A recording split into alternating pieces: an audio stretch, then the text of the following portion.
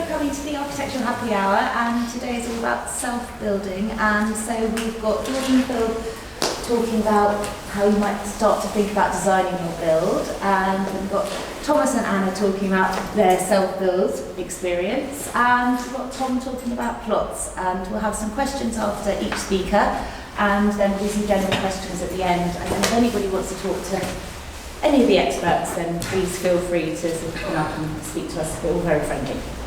We just thought we'd do a sort of bit of an introduction to self-build and how you might get started on a self-build project. So I think the first thing that we were going to do was say, what is self-build? Self-build basically encompasses a number of things. It can be, in planning terms, there's a sort of a definition of self-build which dictates where you can build and what you can do, and that includes things like building your own house, but also commissioning somebody to design your house and also having someone else build it for you. And self-build at the other end of the spectrum, which I think is what Thomas and Anna's going to talk about, is actually just doing work on your own house. So we thought we'd talk about a few things to consider before starting. So the first one is the brief.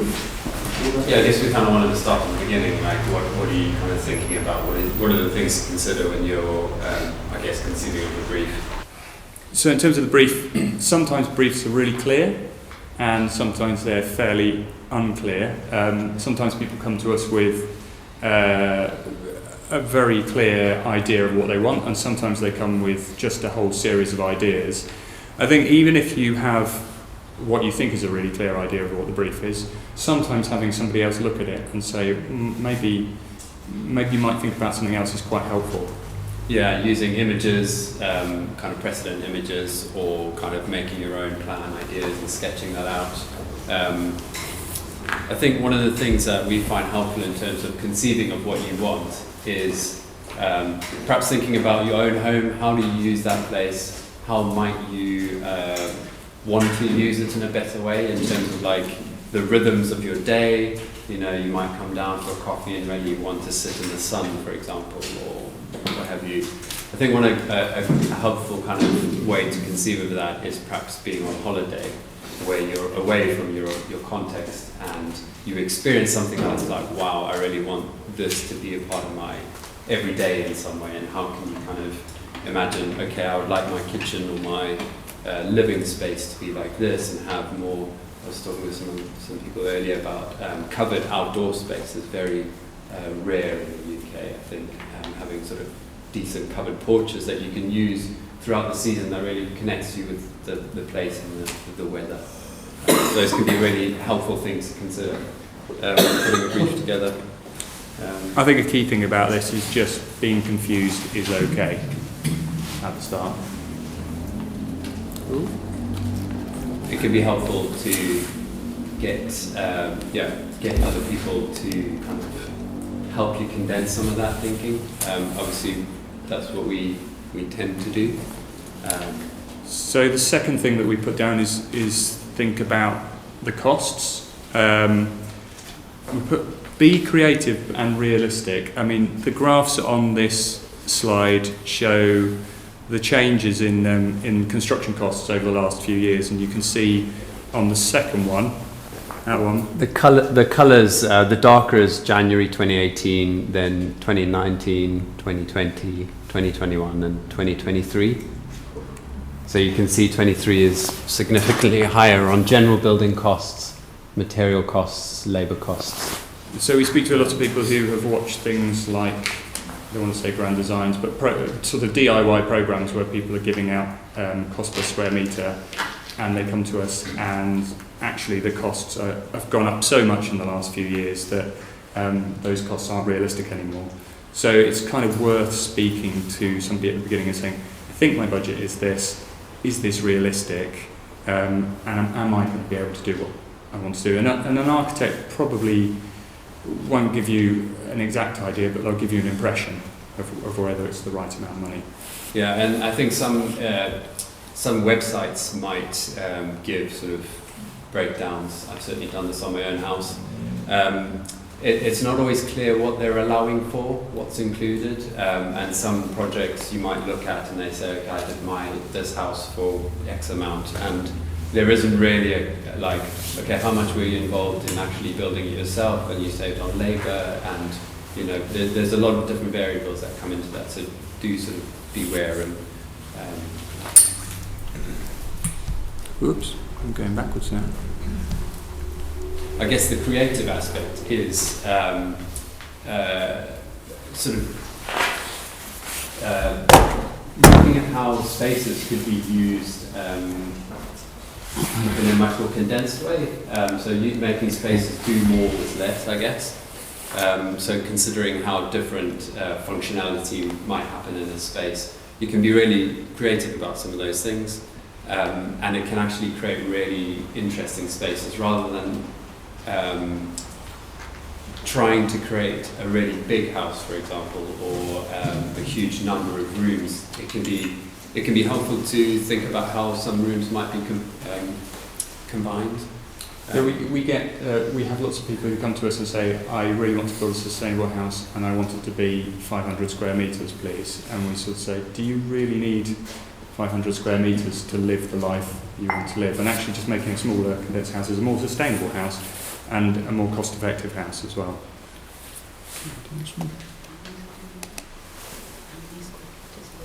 I think just one more on that, just in terms of being creative, it can be helpful when you're thinking about what you're wanting to create to think about how you might use the building in the future as well. You know, if your budget is a set amount, you can be creative in terms of, okay, I'm going to get planning for something that is bigger and it has a sort of modular aspect to it. So I can add another bedroom or another couple of bedrooms on in the future when I have more money and I need that more space. Equally, you could condense the building, or you could use that as an annex and rent it out. You could imagine building a sort of pitched roof bungalow type thing that you have a much higher double height space in it, but then in the future you might add another floor in there for another room. So there's ways of being creative about your budget and what's sort of realistic and what's achievable, along with, you know, your aspirations of creating something that's a real delight to live in. The next thing we put down was your skill sets, or kind of how much do you want to be involved in the project. Are you anticipating that you're going to build some stuff yourself, or be involved in the design? How much do you want other people to do? I think things that we were thinking about, there's lots of people say they want to build their own house and then they don't think about things like the logistics of getting materials to site, or buying tools and all the tools I'm going to end up with. And so it's those sort of hidden extra things. Or the sequencing of the work. If you're doing it yourself, you might start something that perhaps should have come a little later in something else. So it's sort of bearing in mind some of those aspects in terms of what you're capable of doing and where it's good to bring in someone else to manage different aspects. And then the last one we put down was, how can we help with the project? And I think coming to an architect, like a good architect, will look at your project, look at the scale of your project and say where they might be involved and where they can add value. So rather than saying, oh, we need to do a planning application for you, or we need to do all of this stuff, we would normally say to people, well, we can help you with this, but actually it's probably worth you doing this bit yourself. So it's looking at where an architect or another design professional could actually help out and where their skill sets can add value to the project. Do you have any more to say on that?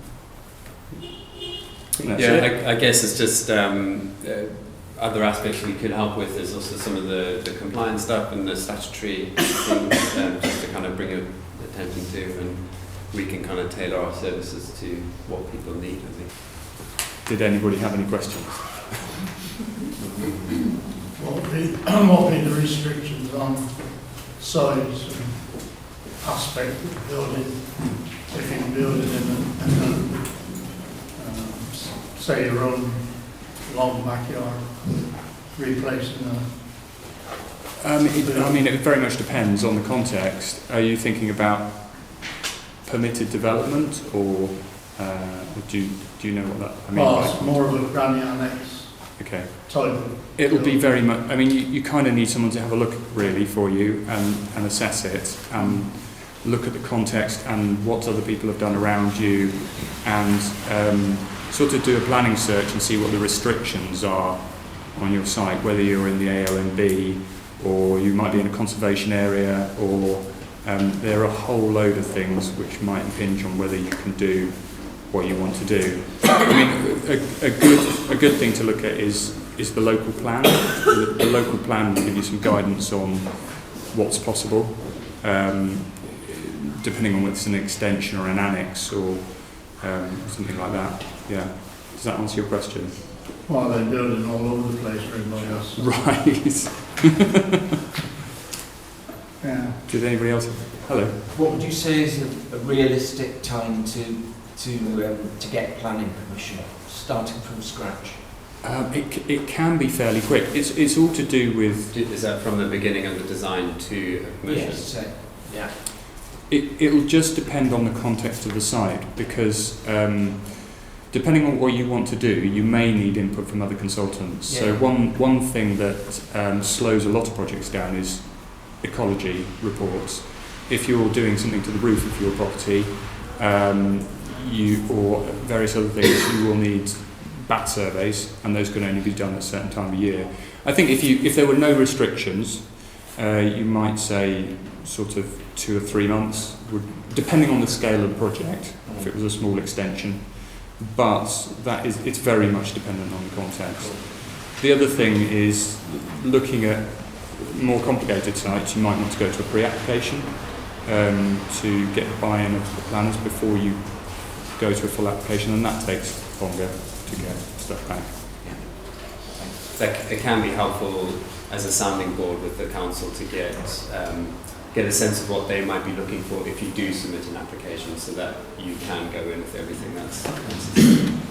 Is that something that you can advise on them, so you know currently what strategy council Yeah, and some projects more clearly need a pre-app, just in terms of their complexity, and some it kind of makes sense just to go straight for a planning. And what you tend to do in the first stage of the project is establish a concept, and then based around that concept, identify other people who might need to be involved to get a planning approval, timescales, other surveys that might need to be done, and sometimes that might say it's a really simple project, you don't really need any of this stuff, and other times it will identify there's lots of stuff to do. So yeah, that's all part of the first sort of briefing development stage, really. One question. So there was a question. Yeah, sorry. What would you say, is there a common theme in regards to what people initially want in the brief, because in regards to a room they kind of want, or a design aspect that generally, as it goes, as you go through the process, always gets dropped off because people realise actually it's not really a priority? I don't know whether it's a room, but certainly we do have people who say to us, I've got really small children, and therefore I want to have a house where I can see them all the time. Yeah. But what they're not thinking is, in 10 years' time, when they're teenagers, I don't want a room. I don't want that. I want them to be over there. I don't want to close the door. And so it's kind of thinking about the future and how you're going to use it in 10 years' time, not just now. It's very rare that there's a kind of room that we say just don't have that. Yeah. Because it will completely depend on how you like to use your house. Yeah. And that sort of thing. Do you have another question? What about the services, electric, water? Yes. Yeah, that is certainly something we look at and deal with and consider even in the early stages of the project. Even just connecting into, if you're building a new house, where do you get the utilities connections from? Is that going to be simple, or is it going to be really costly to a client, and trying to make it as simple as possible, really? So could it be connected, especially the water, could it be connected up to the present property? It depends. Yes, depends on what. If you were talking about an annex again, yes, probably. Yeah. Just a quick question. Building from an existing building or from scratch, so to speak. Have you got a view on, I guess what you would prefer or where's most likely successful come from? So from scratch, yeah. I guess a plot or whatever, versus just taking something existing and building off of it. Do you want to answer? Yeah, sure. From scratch is generally much simpler. Yeah. From a cost and the environmental point of view, in terms of creating a really well insulated home that you can use. If you had to choose one or the other, would that be really speak you then? I think it depends on the context. Yeah. You get some really fantastic renovation projects, and you have to kind of think about. Often we will do a feasibility study and we'll be looking at, is it sensible to keep this building or is it sensible to knock it down? And that's a real balance between, am I just trying to kind of polish up something which doesn't kind of work spatially, and we're having to work really hard to insulate this property and it might work, and therefore it makes it more sensible to do a new build, or is there something that we can do with this building that retains something of the character and has, say, a new extension to it, and so you get this quite nice relationship between the two. So it's very dependent on the project, isn't it? I mean the character can play a big part in that. It can create a really interesting space and sort of working with an existing building and then adding further functionality to that can make a really fantastic home. I mean, a sort of older buildings with modern extensions, sometimes the older part of the property would be a fantastic space for having, say, a snug where you don't need big windows in it, and the newer part might have big windows which connect out into the landscape, and that provides quite a nice contrast. Yeah.